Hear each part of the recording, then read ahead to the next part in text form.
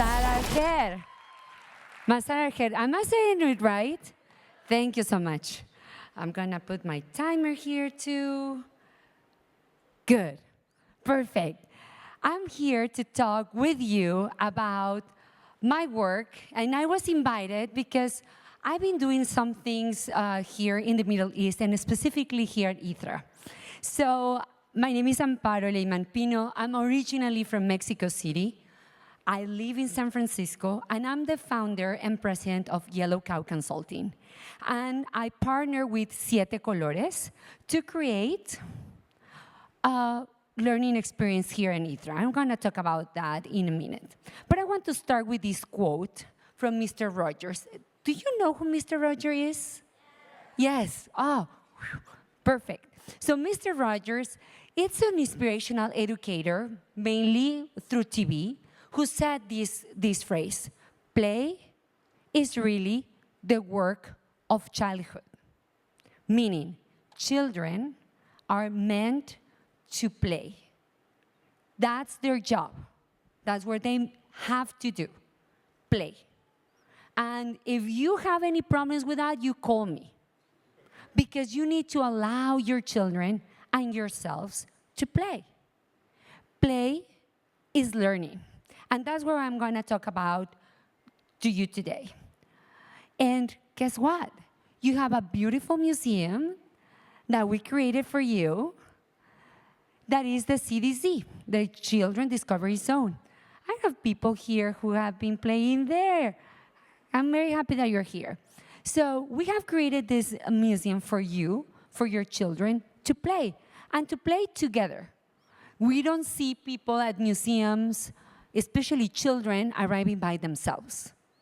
Children come to museums, to children's museums, to science centers with their family, with their parents, with their grandparents.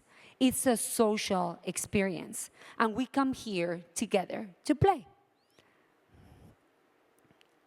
But play is learning. Through play, we know the world. And to play, we allow ourselves to make believe things. Playing could become a couple of cardboard boxes, right? We can imagine that we're walking on the moon if we're playing. When we are playing, we imitate our parents, right? I do remember my niece talking over the phone. Yes. And I told my cousin, she's like you. She's talking like you. So play triggers this imagination in children for them to make believe that they are hunting a lion. Are you going to be able to hunt a lion? No, but children are able to do it through play. They also nurtures their creativity. You give children a couple of stones and a newspaper, and they create a new game, a new way to interact with nature. And also connect us with society. When children are playing, they're creating new ways to connect with other people. Yeah, there are also children who play by themselves, and they create worlds with themselves. But maybe they're working and playing with an imaginary friend. Play is always around us, is inherited in us. But let's think and talk about play in an informal setting, and in specific, in a children's museum science center. And in these type of places, play is multisensory experience. You are playing with all your senses, your eyes, your sight, your smell, your hearing, and even your taste. You have no idea how many objects and places from the museums go to a children's mouth. For true. But it's also a way to learn science, serious scientific learning through senses. And I'm going to turn around a little bit to talk about this photo. This photo is taken in a museum in the US. And you can see in this photo, the children are playing with water, but at the same time, they are having the opportunity to think and play with different states of water. And the person who is next to them, we don't know if this person is a teacher, a parent, an uncle, or caregiver. But this person is also engaging and interacting, having a conversation with these children. And that's an opportunity to connect things of, oh, water could be liquid, it could be a gas. We usually don't have things for children to manipulate with ice, but it could be the case as well. But we are playing, we are imagining, and we're using our senses to play and understand science. That's the beauty of a children's museum. I'm going to use this iconic photo from another children's museum in the United States, the Children's Museum of Pittsburgh. And I'm going to ask you if you can tell me what is going on in this photo. And please shout out because I'm a little bit deaf. What do you see in this photo? People, they're creating something. What else? Tinkering. They're playing together. Okay, you're very smart. You got it, most of the things. And I'm going to tell you something. This is a makerspace. Yeah, by the way, yesterday I went to the makerspace here in Saudi. It was really inspiring, I will say. So we have here the makerspace. And I want you to see what the adults are doing, okay? So look at this mom or this dad, right? And now look at this one over here, okay? Now there's another one here, okay? Nothing wrong to crossing the arms, nothing wrong. And there's another adult here, and there's another one here, okay? Oh. Sorry, I forgot to spot this one. These are big hands. Okay. Now, let's observe the children, okay?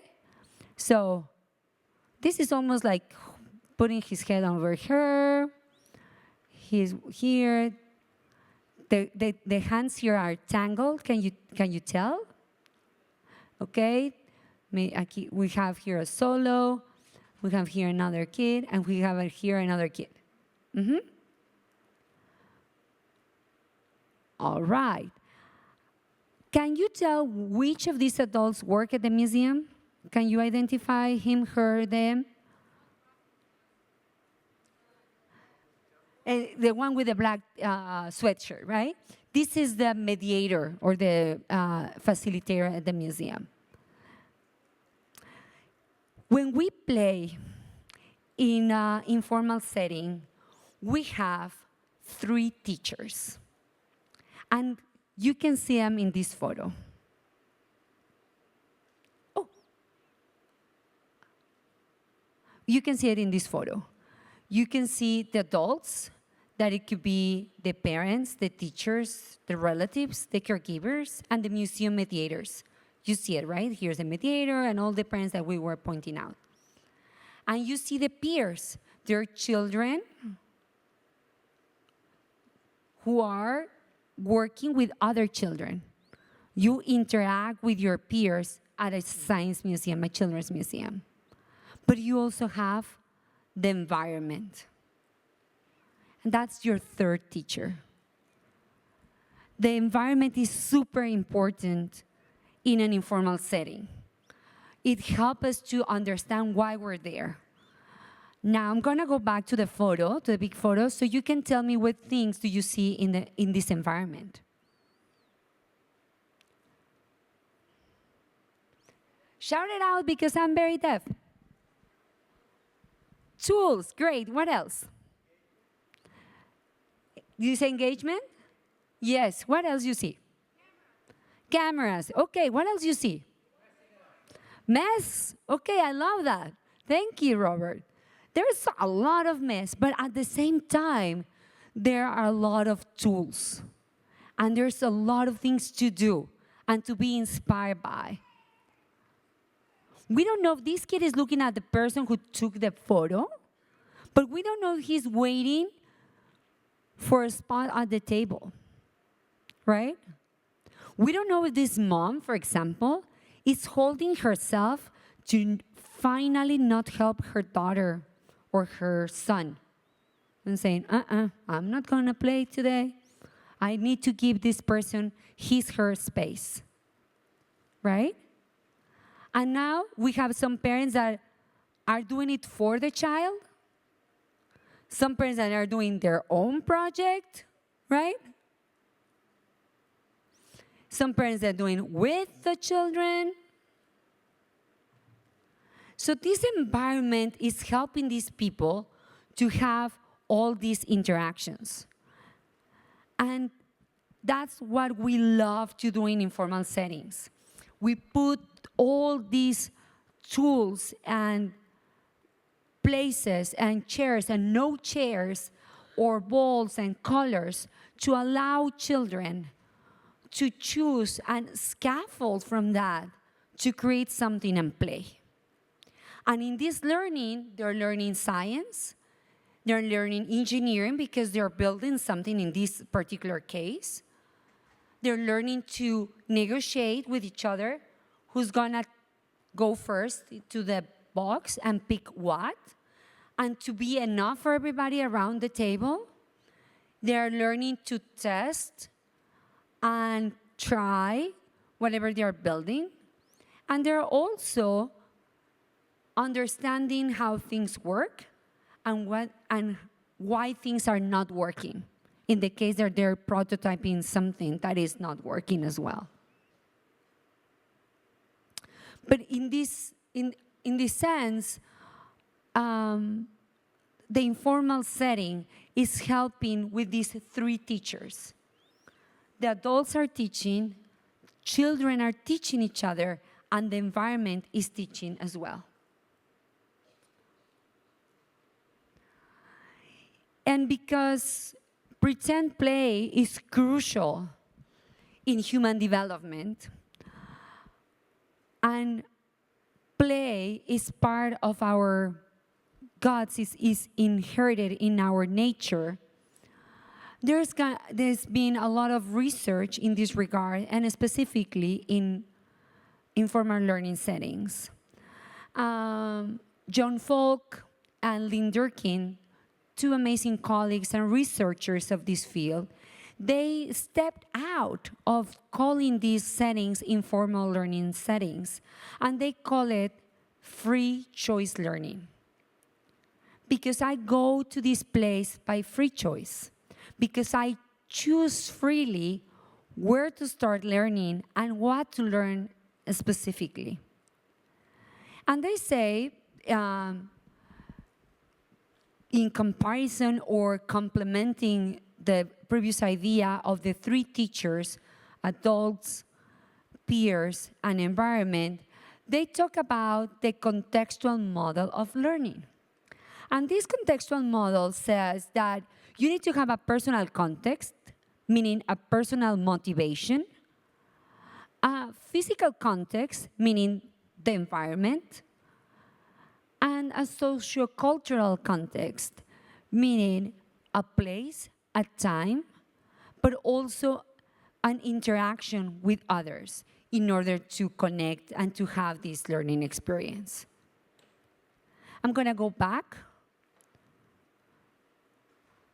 to this photo to think about these three contexts. So, I don't know how to use a clicker, definitely. Let's go back to this context where we have the personal motivation, the personal drive to work on it. Look at this kid. He's super concentrated on creating this motor. He has this drive. This kid most likely knows what to do, and he just needs a third hand to hold it while he solders or move something.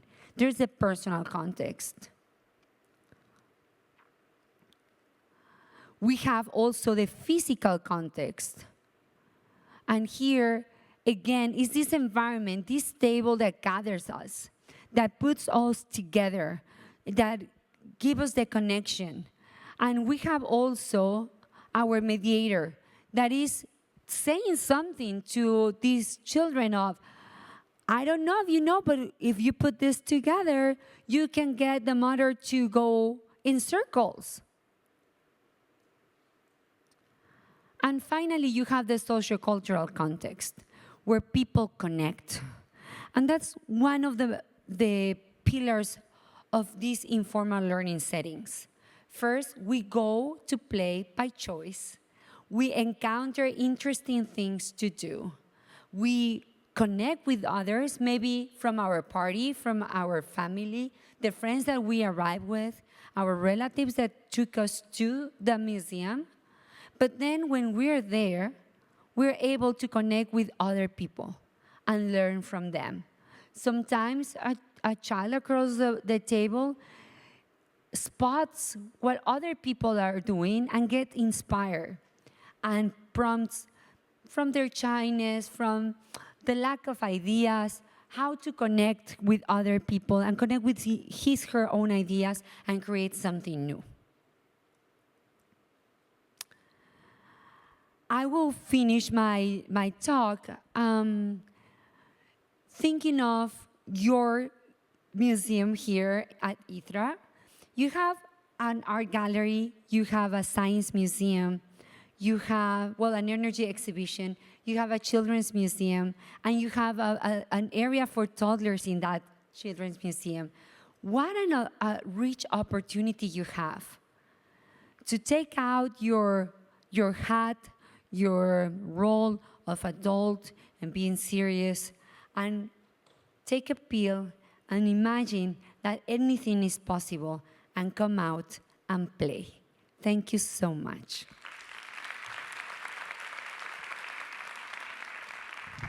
Thank you so much, Amparo, for that wonderful talk. And I would like to open up the questions, if you don't mind. Please. Yes, of course. Do we have any questions in the audience? Okay, I see. Any questions؟ في أحد يحب يسأل أي سؤال؟ عندنا سؤال هنا في الصف الثاني. Thank you for a nice talk. I have a question. How often would you recommend for the adults to go through the free thinking period or the free play zone? For adults? Yeah, how often do you recommend it? I will ask you another question, and it will be, when do you want to stop breathing? That's very great. You don't want to stop breathing, right? You know that you will be in danger if you don't do it. So earlier I was saying that play is part of our nature. And when we play, we are prompting other things in our head, like creativity, innovation, make believe. And don't lose it. Practice it. And parents have the opportunity to play with your own children. And if you're like me, that you don't have children, get together with other families that do have them.